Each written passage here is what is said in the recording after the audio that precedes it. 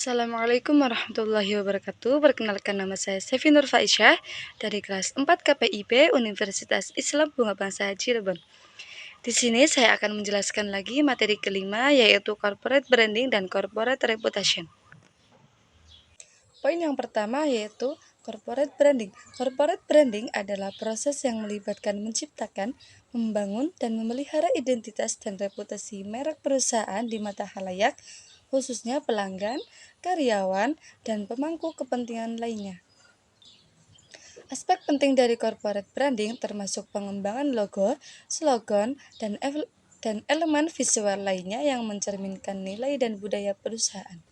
Corporate branding tidak hanya tentang pencitraan, tetapi juga tentang bagaimana perusahaan bertindak dan berinteraksi dengan pelanggan dan masyarakat secara umum.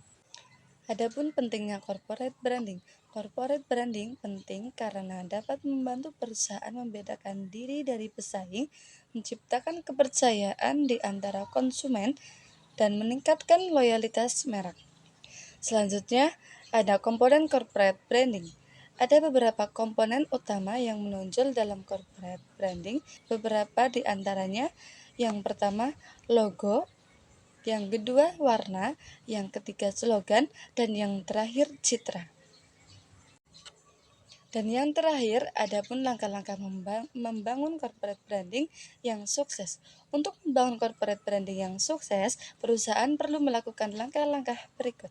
Yang pertama, membuat identitas yang konsisten. Yang kedua, menentukan nilai dan visi. Dan yang terakhir, melibatkan pemangku kepentingan. Dan adapun yang kedua yaitu corporate reputation.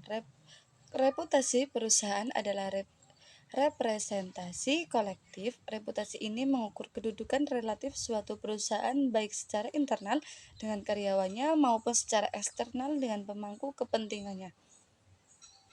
Reputasi perusahaan mencakup persepsi yang dimiliki oleh publik terhadap perusahaan, termasuk citra merek, keandalan, kualitas produk atau layanan, dan tanggung jawab sosial perusahaan. Reputasi yang baik dapat membantu perusahaan untuk menenangkan kepercayaan konsumen, investor, dan mitra bisnis. Reputasi perusahaan yang dimiliki suatu perusahaan di mata para pemangku kepentingannya harus dianggap sebagai konstruktif dinamis yang mempengaruhi dan dipengaruhi oleh semua cara perusahaan memproyeksikan citranya, perilaku, komunikasi, dan simbiolismenya. Dan yang terakhir yaitu manajemen reputasi. Manajemen reputasi merupakan proses penting dalam membangun, memelihara, dan memperbaiki citra sebuah perusahaan di mata publik. Pertama, kita akan membahas mengapa manajemen reputasi penting bagi sebuah perusahaan. Reputasi yang baik dapat meningkatkan kepercayaan konsumen, mendukung pertumbuhan bisnis, dan menciptakan nilai jangka panjang bagi perusahaan.